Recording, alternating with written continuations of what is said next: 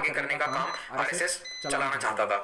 तो 1925 में जब फाउंडेशन हुआ तो उसके बाद कुछ सालों तक तो बेस महाराष्ट्र में ही था। 5 सालों तक शाखाएं महाराष्ट्र की अलग अलग शाखाओं में अलग अलग सिटीज में बढ़ती गई, लेकिन मेनली बेस महाराष्ट्र में ही रहा। 1930 के बाद नॉर्थ इंडिया में आरएसएस थोड़ा सा पॉपुलर हुआ, क्योंकि पंडित मदन मोहन मालवीय ने अपनी university BHU Banaras Hindu university जो उन्होंने बनाई थी उसमें आरएसएस को जगह दी। उन्होंने आरएसएस को वहां पे ऑफिस स्पेस दिया, वहां पे काम करने की अनुमति दी कि आप यहाँ पे आरएसएस की शाखाएं चलाओ। तो वहां से नॉर्थ इंडिया में ग्रोथ काफी तेजी से फैली। पंडित मदन मोहन मालवीय खुद हिंदू महासभा के सदस्य थे, प्रेसिडेंट भी रहे थे, और वो आरएसएस के काफी फेवर में थे। तो यहाँ से आरएसएस काफी तेजी से बढ़ा 1930 के दशक में। लेकिन एक खास बात सुनिए, 1930 और 25 के दशक में भी हेडगेवार ने बहुत ही ध्यान से, बहुत ही चतुराई से आरएसएस को एंटी ब्रिटिश प्रोटेस्ट से अलग रखा, किसी भी पॉलिटिकल पार्टी से भी अलग रखा, और कोई भी एंटी ब्रिटिश इवेंट होता था वहां पे भी आरएसएस ऑफिशियली पार्ट नहीं लेता था। कैसे?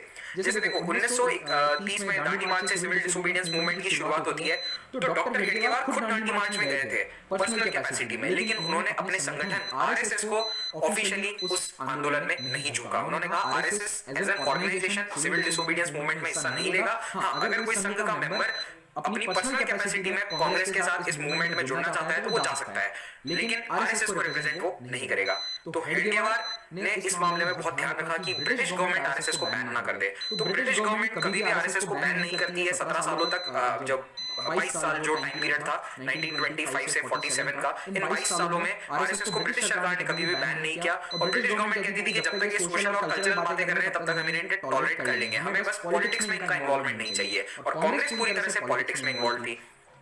तो हेडगेवार खुद कांग्रेस पार्टी के मेंबर थे, कई सालों तक रहे थे, और सिविल डिसोबीडियंस मूवमेंट में भी गए, जेल भी गए थे। सिविल डिसोबीडियंस मूवमेंट में हिस्सा लेने के कारण हेडगेवार को जेल भी हुई थी 1 या 1.5 साल की, लेकिन उसके बावजूद आरएसएस एक्टिवली इन किसी मूवमेंट में नहीं जुड़ा।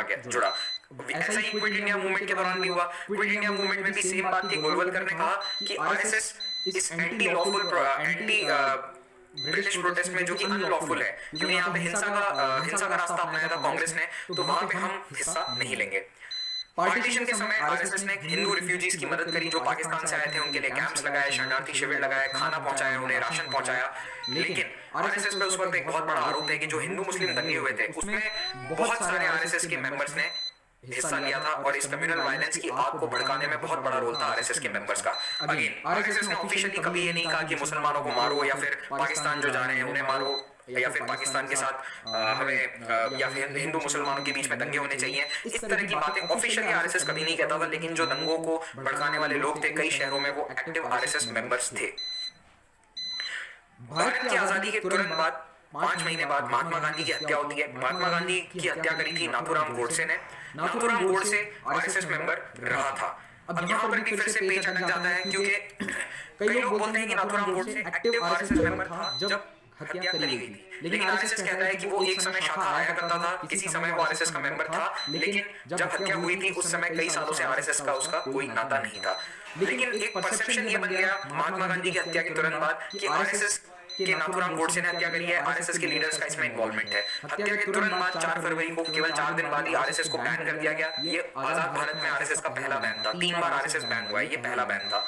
ज्यादातर आरएसएस लीडर्स को अरेस्ट कर लिया गया। गोलवलकर को भी अरेस्ट करके कुछ महीनों जेल में रखा गया, उसके बाद उन्हें हाउस अरेस्ट में रख दिया नागपुर में।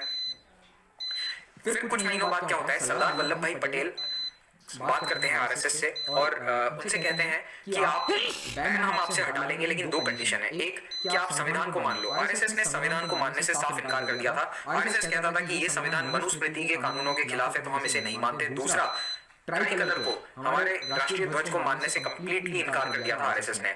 और आरएसएस के हेडक्वार्टर पे ट्राई कलर को कभी नहीं फहराया जाता था, केवल 2 बार फहराया था, 15 अगस्त 1947 और 26 जनवरी 1950, यानी आजादी का दिन और कॉन्स्टिट्यूशन एक्सेप्टेंस वाला दिन। सिर्फ 2 दिन राष्ट्रीय ध्वज फहराया गया था आरएसएस हेडक्वार्टर पे।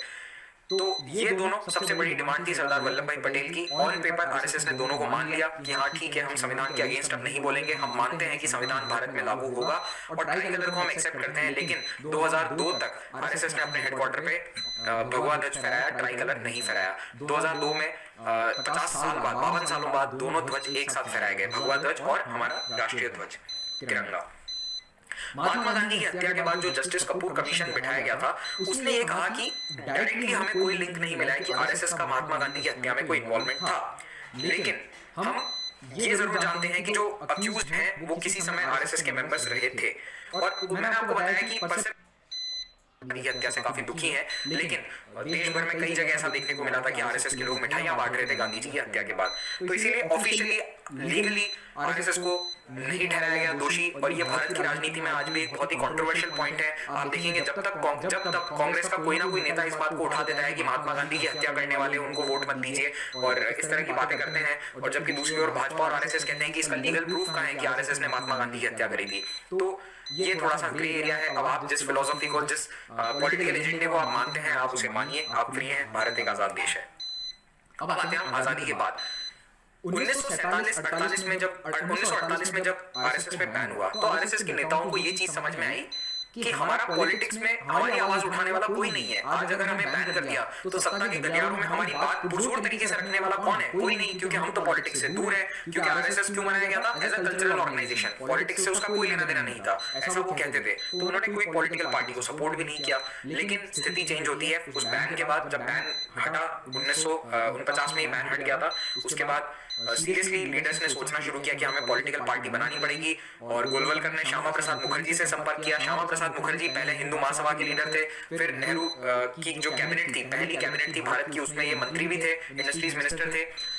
इनसे बातचीत करी गई क्योंकि ये थोड़े से राइट विंग लीडर थे, और इन्होंने कांग्रेस छोड़ दी और भारतीय जनसंघ का गठन किया गया। दीनदयाल उपाध्याय, श्यामा प्रसाद मुखर्जी, लाल कृष्ण आडवाणी और अटल बिहारी वाजपेयी के साथ। तो इन सभी नेताओं ने मिलकर बनाई भारतीय जनसंघ, और जिसको पूरा सपोर्ट हासिल था आरएसएस का। तो ये पहली बार आरएसएस ऑफिशियली किसी पॉलिटिकल पार्टी को सपोर्ट दे रहा है। 1952 की बात है।